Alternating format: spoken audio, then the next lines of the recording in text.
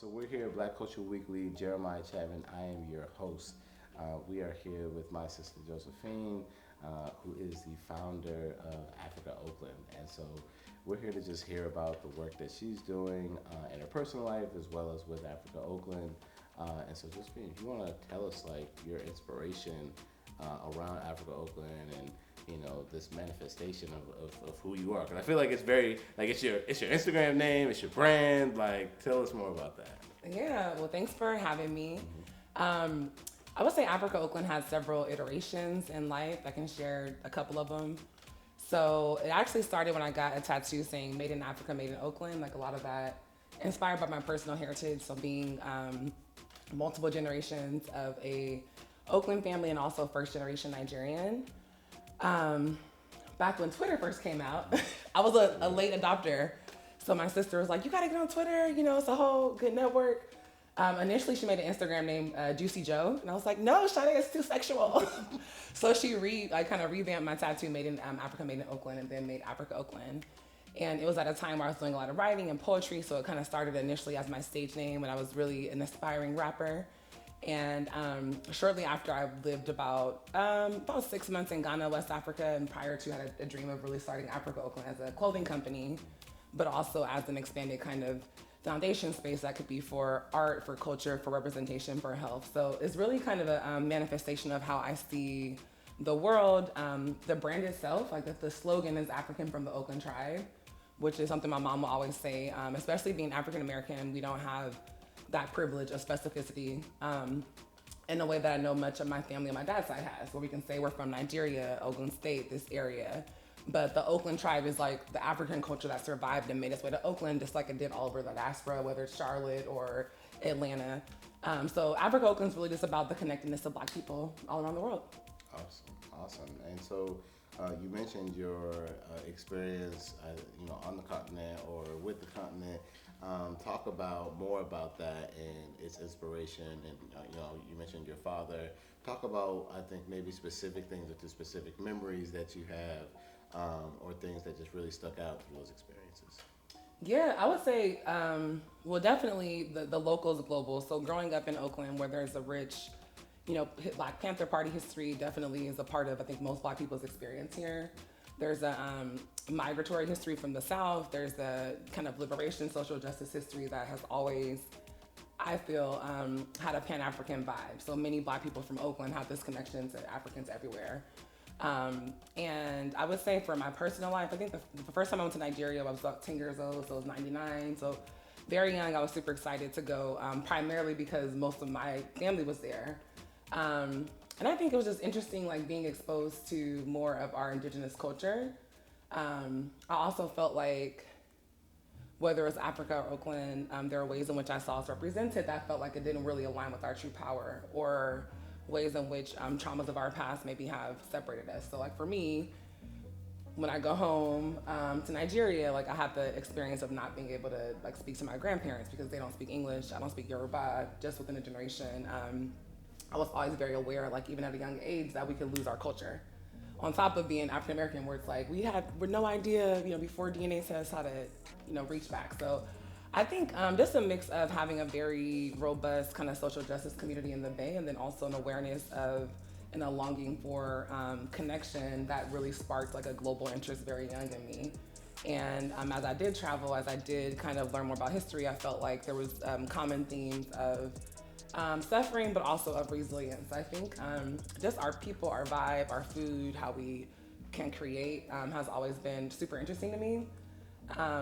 I think the other thing I'll say is like just generally our Black survival story has always been super interesting. So we can look at any point in time and we were surviving a lot and creating a lot. So that just always felt like as a youth growing up, like, oh, okay, when it's my turn, I'm gonna do something. I don't know what it's gonna be, but some kind of effort to give back in a way that was authentic to myself and that also represented for the masses. And so you mentioned, you mentioned your grandparents, you mentioned, food and kind of like this nexus of culture. So what particular, I think, cultural customs, particularly with your family in Nigeria, what certain things, I guess, stick out to you? Like, there's this one particular thing that my family does that means a lot to you, that you look forward to when you're there, or and how and maybe it's completely starkly different, or say eerily similar to how say African American culture is here in the States. Ooh, that's a good question. And I say that because I remember once studying African American studies at Cal, one professor who I love, Eula Taylor, she talked about just African cultural survivalism and how like our culture didn't die, it just had to adapt to where we're at. So I think I see that everywhere. Like it's hard to count the ways. But one thing that I really like about the culture for me, maybe it's naming ceremonies.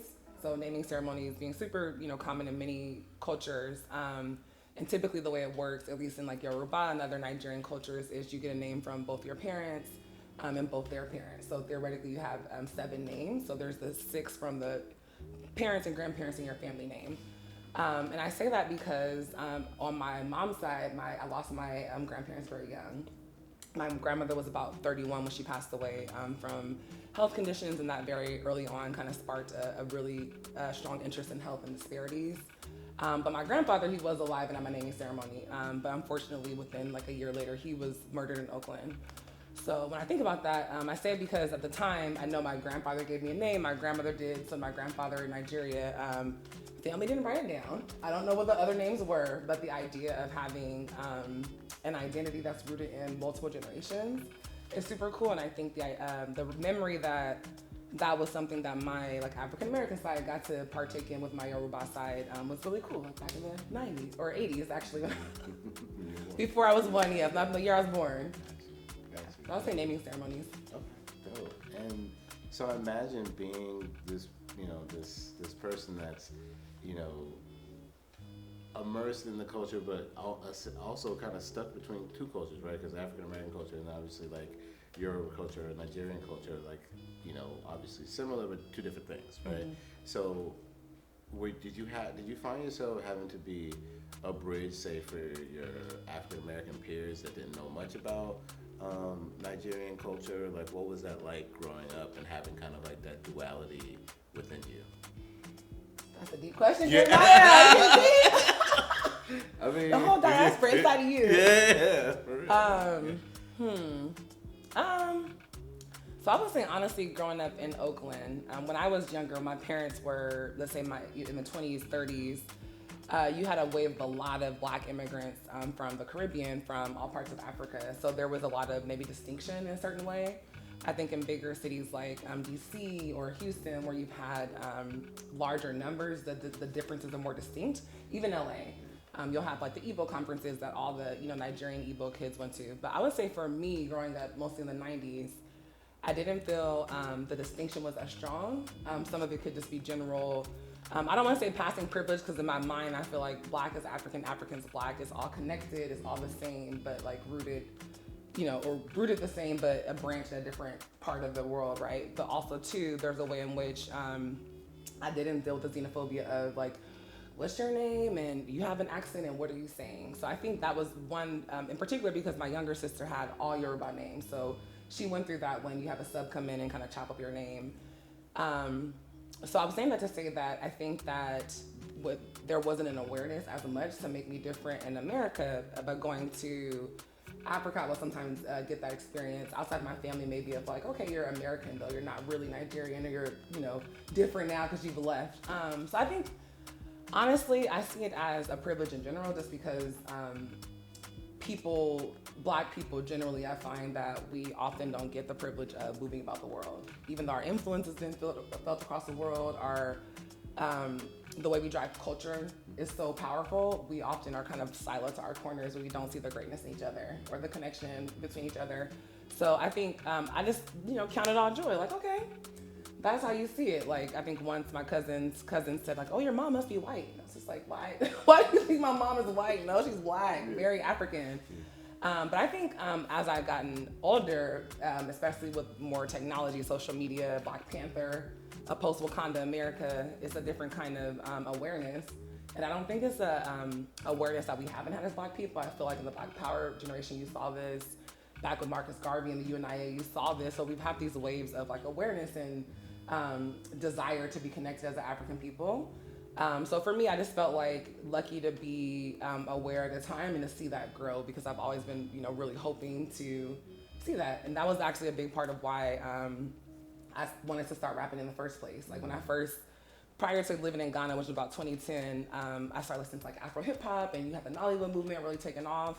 So for me, it was like, oh, okay, I'm learning about this African American history that's deeply rooted in African culture. I'm seeing the way these black movements in the States have shifted and, helped to decolonize Africa and other places. And I'm also seeing this like cycle effect where now we have, continental Africans like, okay, I'm trying to rap in the same way or dress in a similar way. So I guess for me, I felt like that connection was always there naturally and that different ways we're more tapped into it at different times. I think now is a great time, as you know, with your African Diasporic ventures and, work.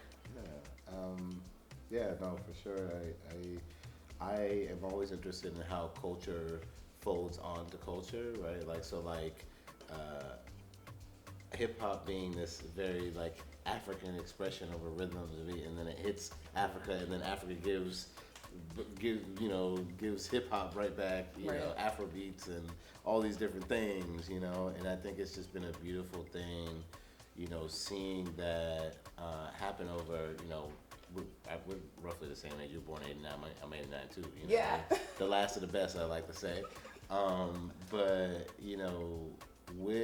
I feel like, again, using Afrobeats is kind of the vehicle here. What I'm trying to say is that we're influenced by each other despite the vastness of the continent and frankly even just the simple distance from the United States to the continent. But that there's cultural things like music that connect us. And so what's your take on everything that's been coming out of Africa music-wise? Let's just talk about music, but what is your take on also, like we got to see Burna Boy live when he was here in Oakland.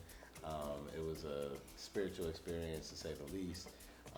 And I think it's just so important for the culture, because so many of my Nigerian friends, they'll tell me about, being picked on, like you think kind of mentioned or alluded to, that there might have been language barriers or, but obviously what we're seeing now, it's like this, it's a further acceptance of our Africanness within like the Black American psyche. Mm-hmm. And so I think the music is a big part of that. I know that, we've been making some Afrobeats here, which I'll probably play for you later.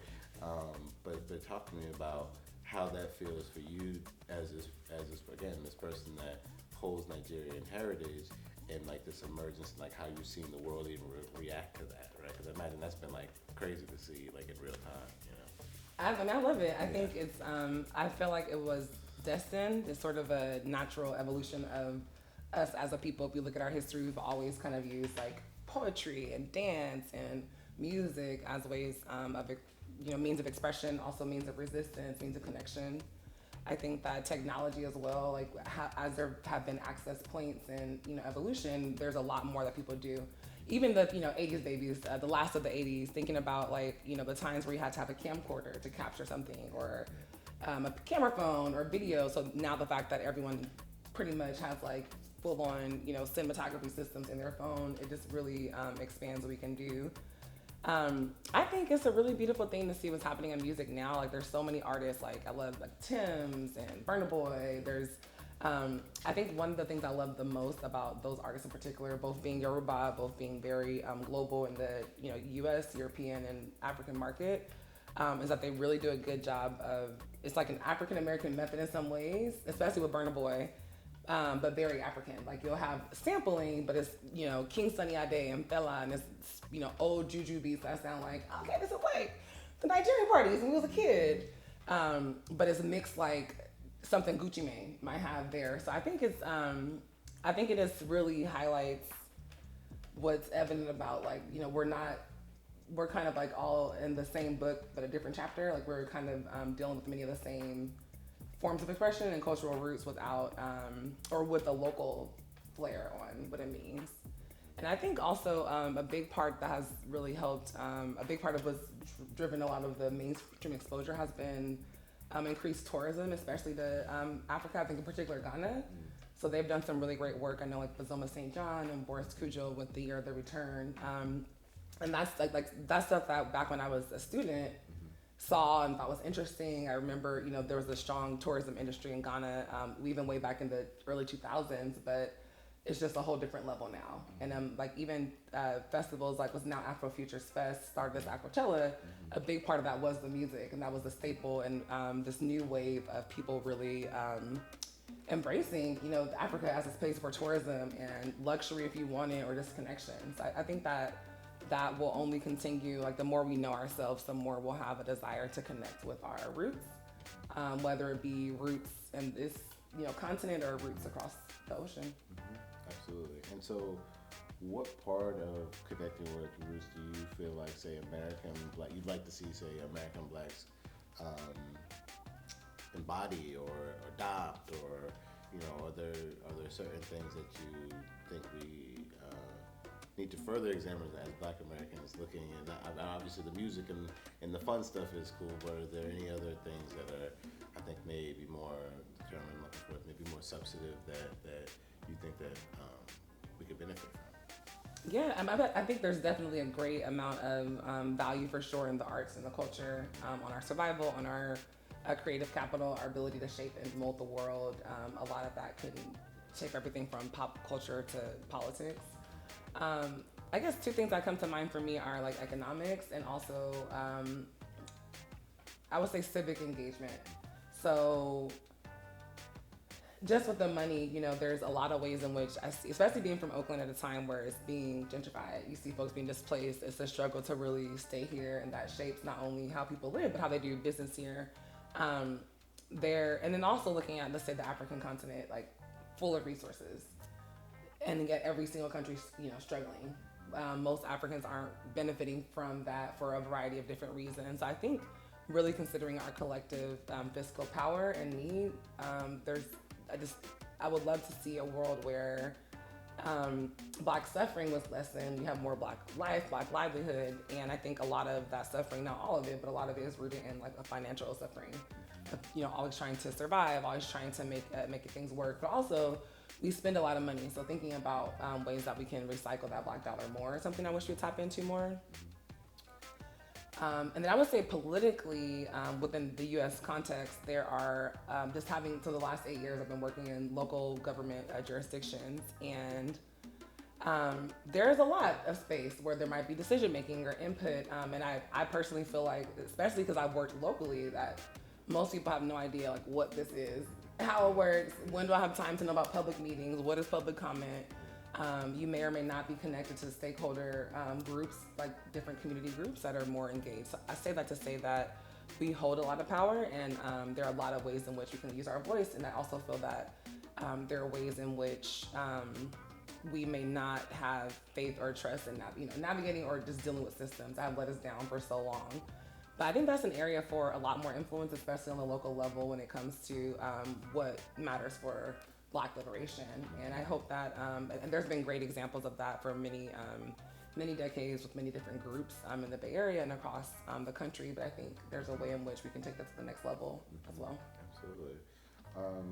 And so let's talk about the intersectionality, right, of you being Black and a woman, and Black and a woman in a corporate space or a government space, and Black and a woman in an entrepreneurial space.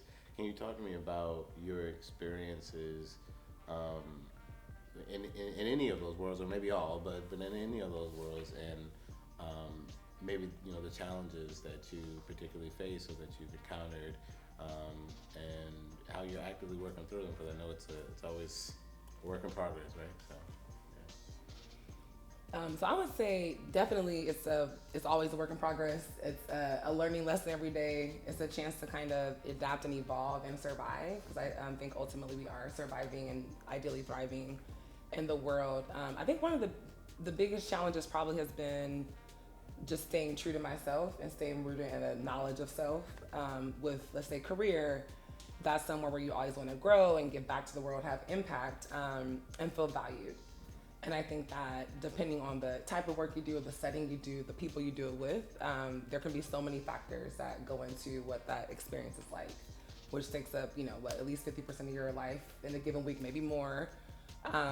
So I think a challenge with that is that oftentimes, especially as Black women, Black people, there can be different expectations or repercussions in the workspace. And also a lot of times when we think about a kind of dominant culture in society, part of what makes us so dominant is people get on autopilot. We feel we have these unspoken rules or we have to kind of comply with to the point where we start to kind of box ourselves in, even without anyone enforcing that. So I think that's a constant balancing act to make sure you're like, okay, I'm gonna speak from a place of my own understanding, from a place of my authentic, self. And also just with just a true depiction of how you wanna come to whatever work. And then I would say the biggest challenge is really just being creative in a corporate space. Is just finding the time to be consistent. It's a lot to plan a day and a week and do like laundry and eat food and grocery shop and all that stuff. So to have the energy to balance that is something that I really try to work on every year, every day. So for me, this year looks like a lot more of trying to have more clarity, discipline, so that when I am working to execute things, I can be laser focused on that and just get it done and then make time for other things. And some of that comes with an understanding that like I may not be able to do it all, and I do have to, even if I have the deluxe, version of what I want to see, especially as an entrepreneur, I may have to really focus in and prioritize and build. So those are probably the two biggest things I've noticed from surviving and staying in the corporate space, but also trying to balance, creative dreams at the same time. Yeah. Talk to us more about some of the things that you're working on, particularly for AfricaOakland, that are coming down the pipeline. That you would, maybe want to tease or. So, well, the main thing right now is definitely pushing our shirts and tanks. So thank you for supporting the cool gray with the newer logo. We have our vintage logo here. Mm-hmm. So definitely looking at expanding the e-commerce footprint and trying to be more visible, more connected to the local Oakland market. So I'll be checking you out as well. Okay. And then I'm really interested in 2024 in trying to make more connections to expand the product. So one of the big areas I'm hoping to get into is textile production in addition to mass production of clothing. I have several different themes and ideas around custom prints that really celebrate African culture and African connection. So I really look forward to expanding my women's clothing, women's offerings, definitely getting back to a lot more tie-dye, African prints, African designs and styles with a modern twist for everyday life. So that's something I'm working on. There'll be more to come with that too. Okay. Awesome. We're excited about that. All right. Do you find that, whether it be other Black women or just other Black people in general,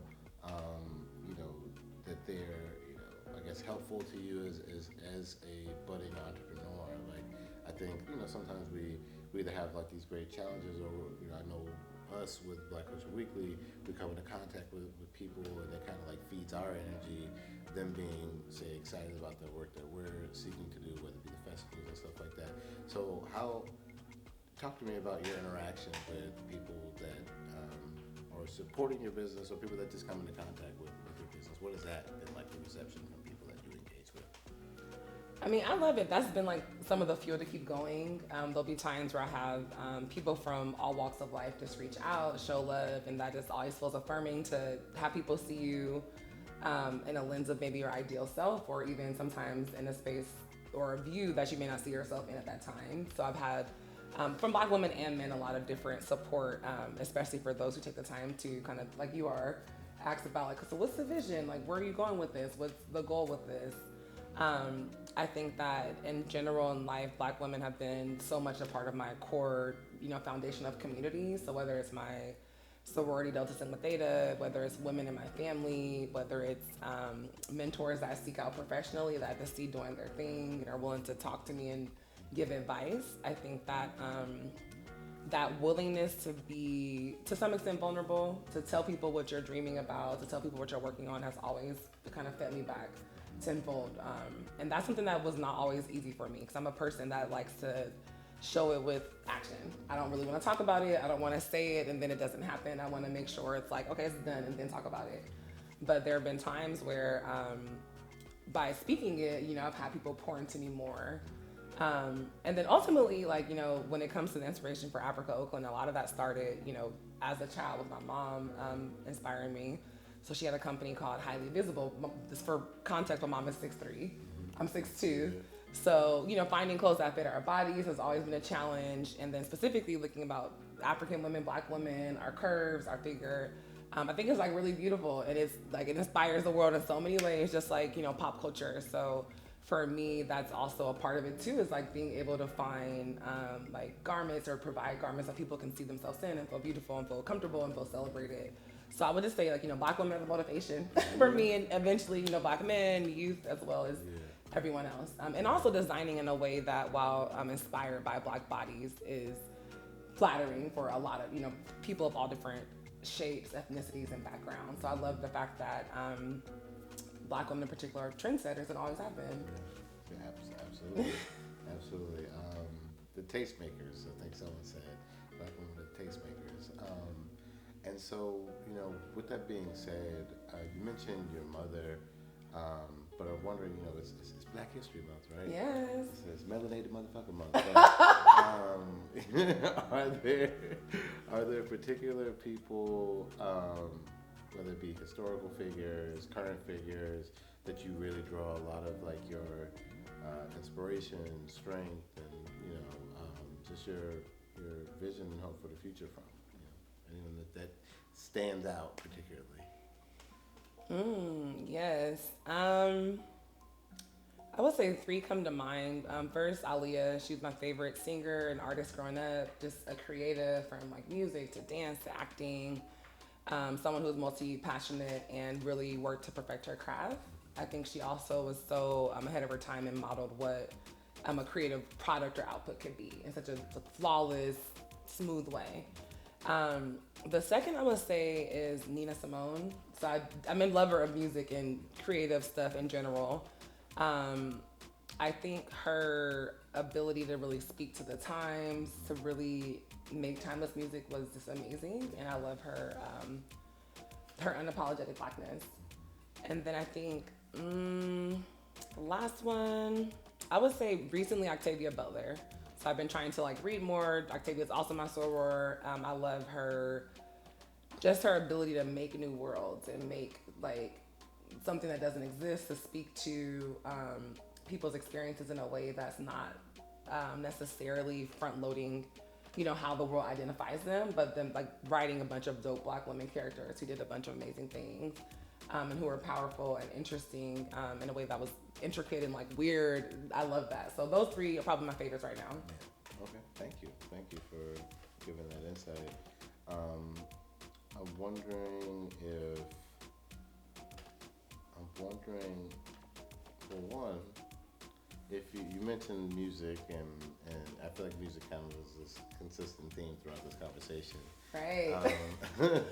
So, we're in the business of like this like organic collaboration, right? So the festival itself is kind of a representation of that, to where, literally after the first festival, we, went to the studio and made a bunch of music with people, and then also made music, on the second festival as well.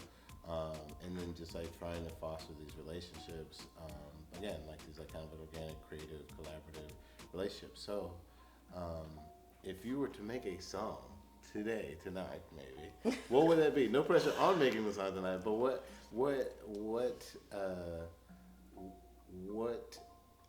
I think creative urge do you have? Is it a R&B sound? Is it a more Afrocentric, Afrobeatsy sound? What would that creative representation yield if you were to say make a song? By manifesting things. Yeah. Mm-hmm. That's a great question. I feel like my first thought is like the very first song I wrote, called Africa Oakland. I planned to have a mixtape back in college called Welcome to Africa Oakland that kind of introduced the brand and the name. And I've recorded it before, but we'll want to probably remake it. And I say that because the sound is something that I've thought about so much more since I've stopped like recording music and writing music. At the time that I started, I think I was very focused on the words and like, what do I have to say? Like I had so many things to say. It was more from a lens of a poet. And then over time have been super interested in how do you make, music that pulls people in, that, makes people want to listen all the way through, that people want to groove to. And I think it's always been definitely a blend of like African influences, usually kind of Nigerian, West African. I love like reggae as well, all things hip hop. I love like the Bay Area sound, but also like Southern sounds. So any kind of fusion, like that's like me, a mix of all the different corners will probably be my choice. Okay, gotcha. We might have to record that after the open. Okay, now. I got a couple beats that might sound perfect. Yes. Might just have to do that. So, I think before we started the interview, and even during this interview, I think we've talked about like this, trying to find creative space while being someone that has to earn money to make a living and pay rent and do all these crazy capitalistic things to keep us afloat in the world. So I guess talk about what then we talked about, at length about AfricaOakland, but talk about what you do, because from my understanding, you were in the public health space. Sounds like you're more in like local government and whatnot, and maybe what your findings are there. I was particularly interested in your in public health space in terms of like, are there alarming things that you see in that space that Black folks should be aware of, that we need to educate ourselves on, that scares the shit out of you, frankly. I don't know, anything that you feel like should be articulated to people, educated. Yeah, I love a good public health message as a former health educator. So I did about 5 years working in local government in public health, a public health setting, a public health department, and then 3 years recently in transportation. Now I'm working kind of across a span of different functions, doing racial equity work, as well as some community-based public health work. So I started primarily in sexual health and the HIV sector, doing a lot of eventually research and trying to engage, in particular, Black and African folks around community-led solutions. So whether it be learning about what's even happening or understanding where to best message things like new medicines. I would say so when I first got interested in public health, it was also undergrad. I was taking the African American Studies class.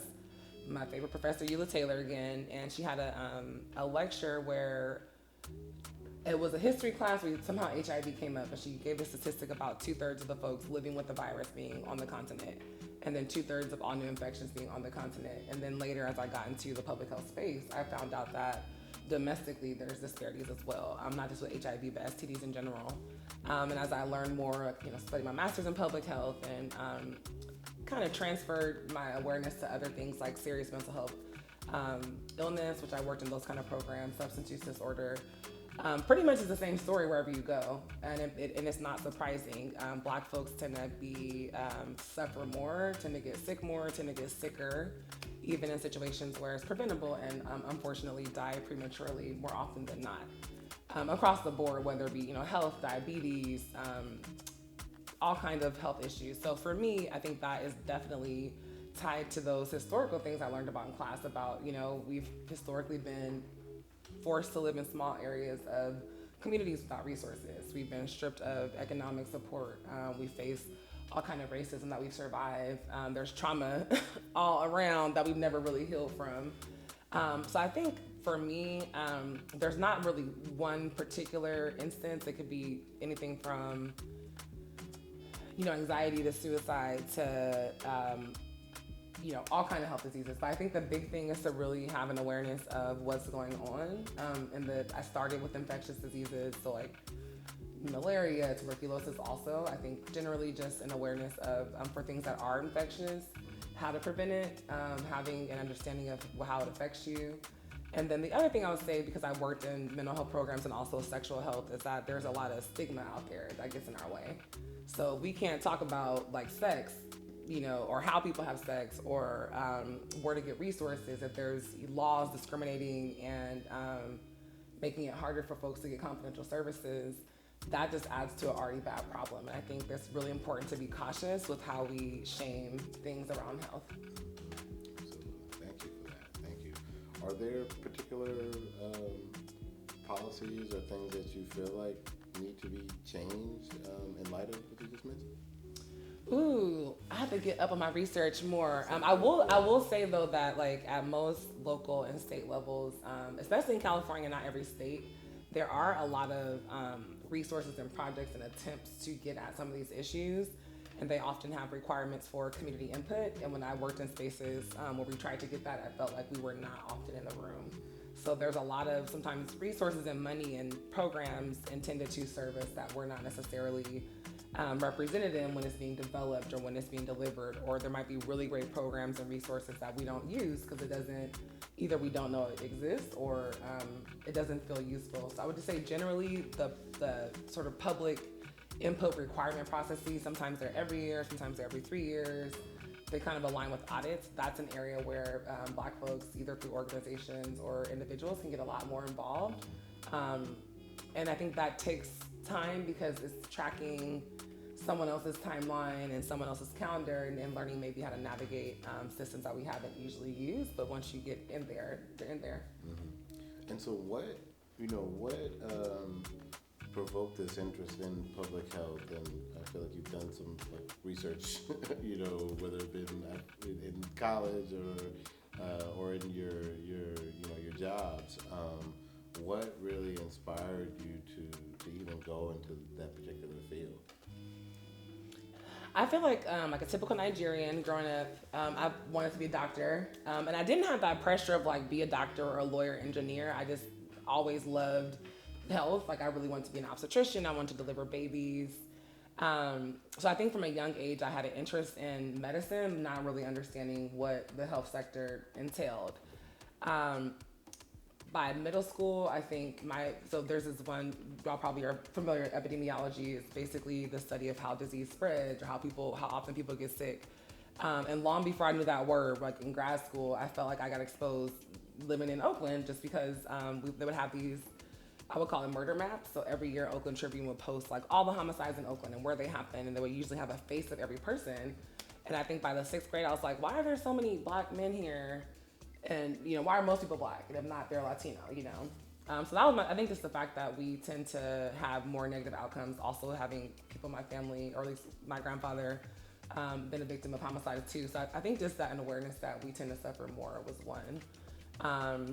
And then, I think also so in grad school, I studied look at how music and TV shows and radio shows could be a tool to change behavior. So the potential for our culture to be a tool in health was also a really big inspiration for continuing to do public health. Gotcha. And let me know if it's too. I think this mother is okay. My God, David, wake your ass up, dog. You over there snoring, dog. You gotta be catching the snoring on camera and shit. But talk to if it's sensitive. Too sensitive, let me know. Mm-hmm. But you mentioned, I think, the death of your grandfather, a homicide. Can you explain how that was formative, possibly formative for you growing up, and what that was like for your family? Or, I think that's a very, I feel like an unfortunate Black experience in America. Mm-hmm. And so, again, how that might have been formative in your upbringing and who you become today.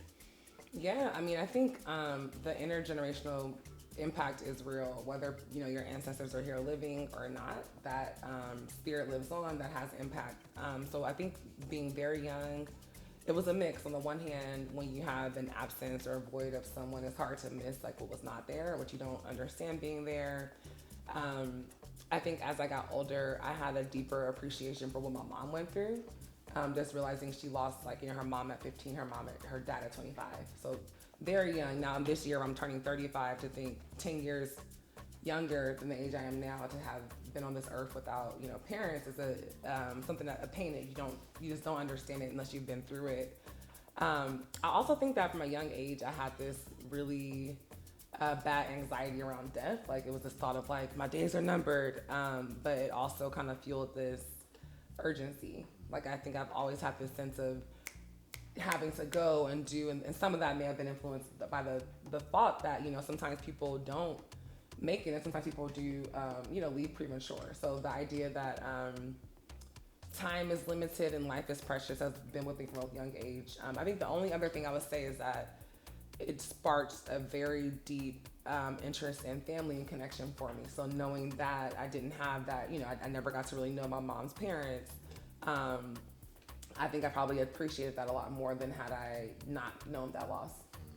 Got you. And your mom, so your father is Nigerian, and your mother is African American or Black American.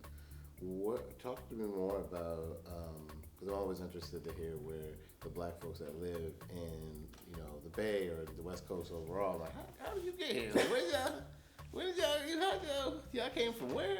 So I hear a lot of Louisiana, Arkansas, Texas, and I know I'm personally, really invested in Black migration patterns and stuff like that. So what's your Black American story in terms of that, how your folks got here? Yeah, because Black folks weren't really in California like that pre-World War II. Yeah. So typical Black Great Migration story. So my folks are from Mississippi and Alabama.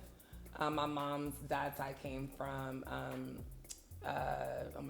Mobile, Alabama is where my mom's dad's side came from. So they migrated from Alabama out to Oakland, 69 Village in East Oakland, and my mom's maternal side is from Mississippi, from a very small town called Mobile. It's like 11 blocks. The cemetery is all our family. And my great-grandmother and great-great-grandmother migrated out of Mississippi first to Cincinnati, Ohio. So my great-grandmother was there until she graduated from 5, until she graduated from high school. And then from here they came, I think, initially to Richmond for a little while before settling in Oakland. So I think like many people, my folks came looking for economic opportunity, probably quiet as it's kept, also fleeing domestic terrorism. I remember when I was in school learning that the states with some of the highest numbers of Black folks leaving the South were Mississippi and Alabama. So that's like my direct kind of Southern root is, left the most racist states in the South at the time. And also came to core in places like, West Oakland and East Oakland later on to really make connections in a space where a lot of people, at a time when a lot of people were coming from the South and building great communities in Oakland. Absolutely. And so we'd be remiss at Black Culture Week if we didn't talk about, we're talking about Black migration patterns and why, your folks had to migrate. My mom moved to Massachusetts and, other family members went all different places and across the states as well. But your feelings or your thoughts around reparation. It's obviously something that is, I think, kind of like, center right now, particularly in California. I know this week the state is coming out with kind of like a suite of ways to kind of get creative on what reparation looks like. And so interested to hear, your take on reparation. I like asking people like, okay, what does reparation look like to you? Like, because and I think that's the challenge with it, is it looks different to everyone. Some people have been like, maybe reparation is more, me being able to go to college for free. Maybe it's free healthcare. Maybe it's literally just a check. So, interested to hear what your take is on it. Yeah, I think it's a great time to be alive as a Black person. It's super interesting to follow what's going on, especially in California, like you mentioned. So I think first and foremost, it's a privilege. It shouldn't have to be, but the fact that so many Black folks live at a time and still live in places now where that's not even a possible conversation. It also is a big responsibility. I think that there's a lot of opportunity to model what it could be. And like many efforts for advancing racial equity, is something that's highly scrutinized. And that you said, like you said, many people have different opinions on. So I guess for me, reparations means, it means so many different things, because when we look at the harms done to Black folks, it was on every different level. It was economic, it was cultural, it was educational, it was spiritual, it was political. So there's, in my mind, endless opportunities to right those wrongs. I think it has to be ongoing and intergenerational, sustained, because it didn't get like this overnight. The suffering didn't happen in a vacuum. It's deeply embedded in all that we do, at least for 300-400 years. So I think it looks like a good opportunity, and hopefully a lot of policy change.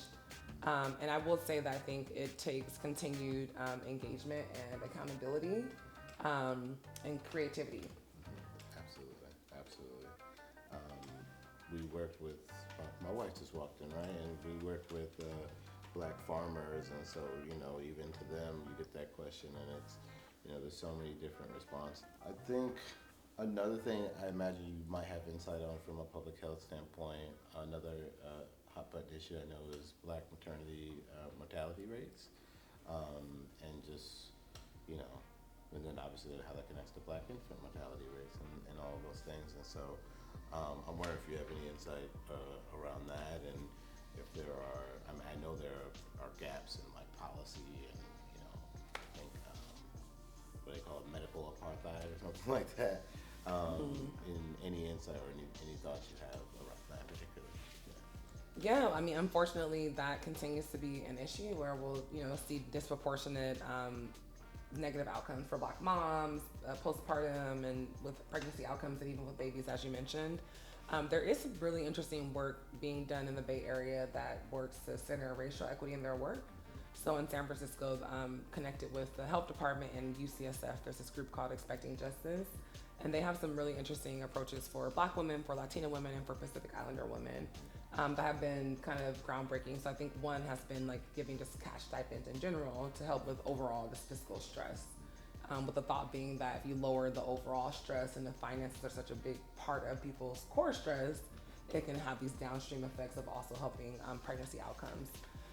So I think and also they've had programs there and other places where there's more midwives and doulas.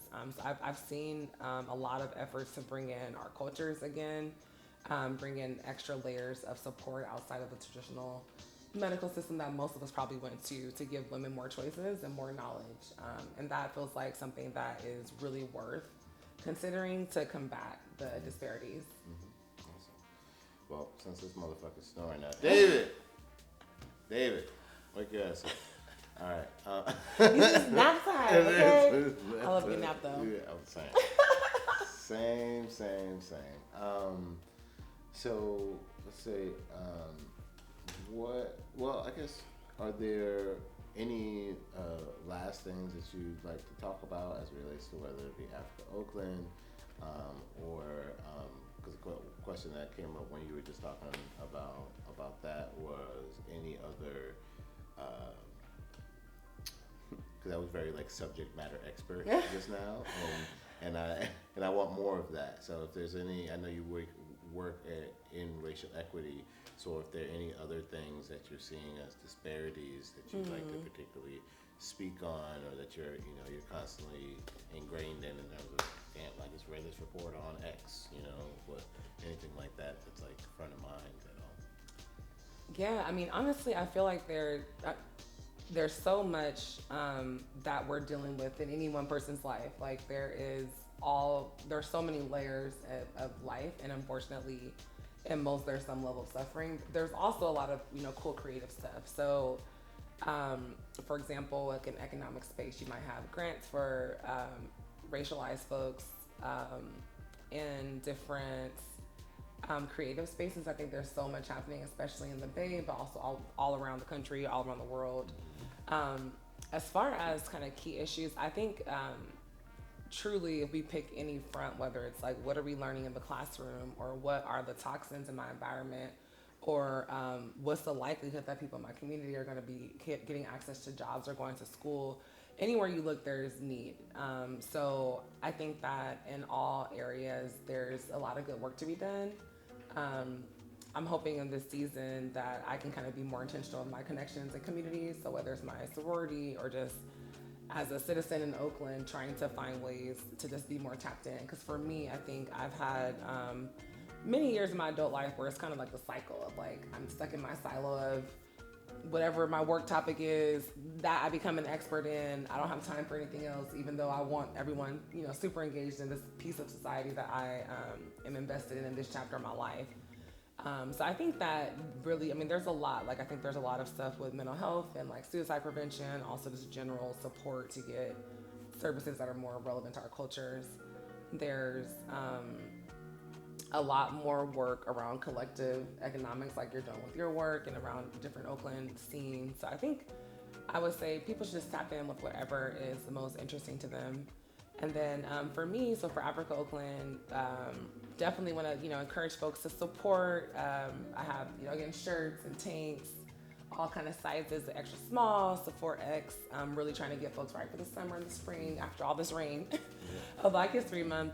So I have that online at africaoakland.myshopify.com. And then people can also find me at africaoakland.com and Africa Oakland on all social media channels. Awesome. So you heard it here first, folks, okay? You gotta log on, africaoakland.com. We're gonna put a link on Black Culture Weekly once we launch Black Culture Weekly, or relaunch Black Culture Weekly's website. So yeah, we'll also put a link on our app as well, just because Black folk need to be supporting Black folks. So signing off, I am Jeremiah Chapman, and this has been Black Culture Weekly, Black History Month special. Thanks. All right. Yeah. Okay. You got the whole talk show thing down.